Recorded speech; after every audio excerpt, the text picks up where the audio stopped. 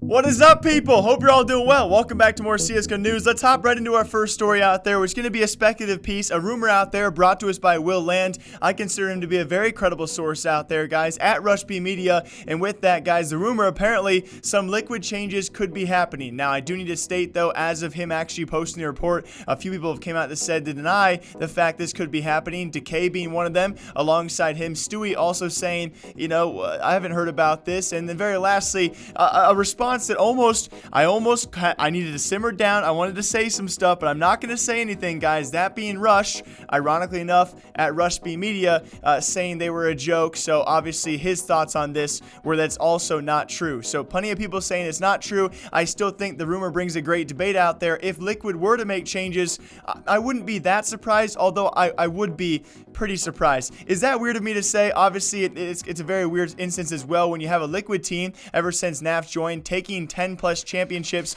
10 plus titles with him. It'd be weird to see 2 bad events. If you include the major in that, maybe 3 bad events. The major wasn't that bad, but of course ESL New York and Malmo were especially bad results. It'd be weird to see that dethrone a legacy here in North America, okay? See how I worded that, guys? See how I said that? A legacy here in North America. For North American CSGO, what Liquid has done, it's a legacy.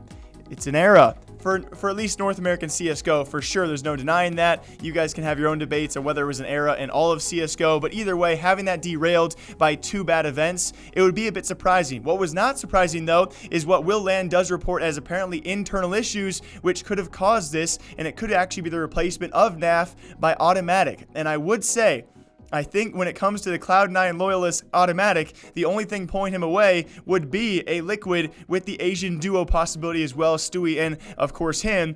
That would be a possibility, at least in your mind, you would think it'd be. And also in the report as well, this could actually be a direct swap between the 2 organizations, that being Cloud9 and Liquid. Of course, NAF going to Cloud9, Autimatic joining Liquid, guys, and joining his brother Stewie 2K once again. And this is one of the rare moments where, at least in your head or on paper, you might think it actually would be beneficial to both teams out there. At least certainly for Cloud9, I do think it would improve that roster over there. But then again, it's weird to say that I think it would also maybe improve Liquid. So we'll see if this actually does work out. I think most interestingly of the report as well, the possibility, if it's not a direct swap between Liquid and Cloud9, it could be NAF still leaving Liquid, but actually joining Evil Geniuses. So then you ask yourself, who would he replace there? Would it be Ethan? Who else would it be on that roster to be replaced by a guy like NAF? Again, speculation going forward, guys. Still a great reason for a great debate out there. What do you guys think about this? If NAF were to leave Liquid and Autimatic replace him, what do you think? And some drama out there. I know you guys love that freaking drama. It's not actually going to be too dramatic of a story. At least I think. It's going to be former Navi coach Kane.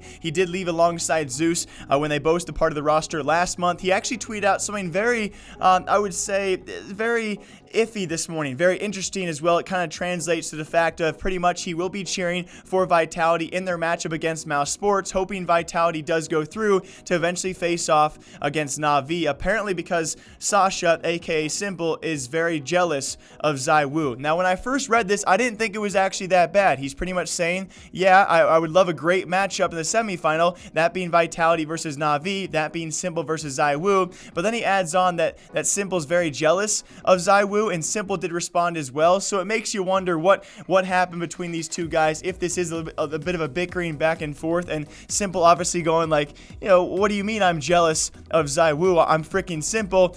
Either way, I don't think it's that bad of a thing. The Reddit tore him apart. A lot of the Twitter thread also being very upset by him. Maybe he meant well.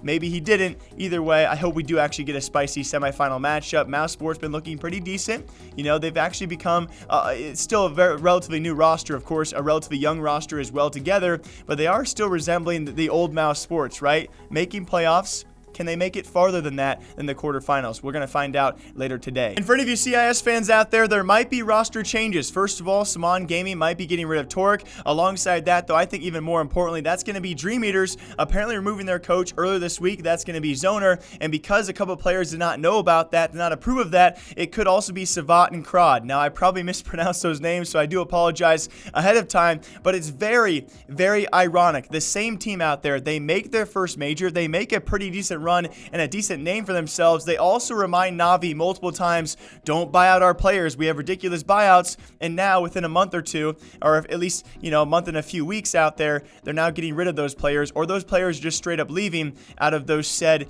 very expensive buyout contracts, whatever you do want to call them. It's crazy to see the downfall of a team that fast after making their first major, kind of reminiscent of that of QBF. Is it a curse?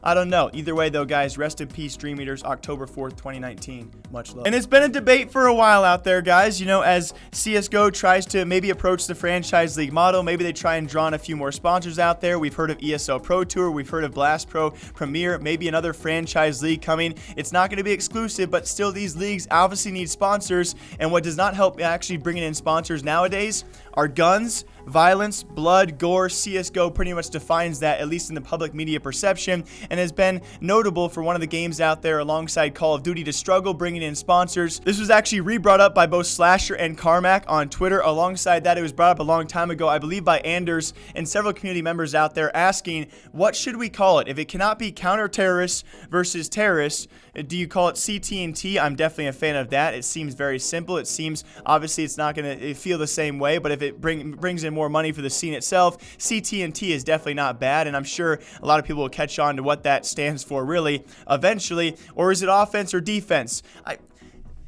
This isn't football, this isn't a sport match out there, guys. Offense and defense would feel so utterly weird and out of this realm. I would not approve of it. So if it could be CT or T or offense or defense, which one are you guys choosing? Very lastly, though, when it comes to money, the rich get richer, and the richer teams out there, the smarter teams out there, that's going to be Astralis. They are certainly king at what they do. They know when to perform. They know how to win majors. We all know that. They've had their own established era. They're still the best team in the world. They're probably going to prove that again this weekend at DreamHack Malmo. Hope I didn't just curse all you Astralis fans out there. But in an HLTV interview as well with Device, my long neck brother, they talk about how they actually combat jet lag. And surprise, surprise, they have a body guy. They got a guy going around working on their bodies, and he just drains the jet lag out of their limbs. They did that for several events in the past. They did that here for DreamHack Malmo, and we're going to see if it pays off for them, guys. Yeah, seriously. Is there a thing these guys don't really know about? We heard a long time ago, several years ago, they had like a therapist or the psychiatric coach, and now this, a body guy to work your jet lag out of your body. What the heck? As always, my name is Jake. I hope you guys all enjoy CSGO news. Have a great, safe weekend. I'll see you back here Monday breaking down other news, okay? I will break it down in a much less crazy manner. I'm just having a weird day, okay? I'm having a really weird day. Okay, I'll see you guys soon. Bye-bye.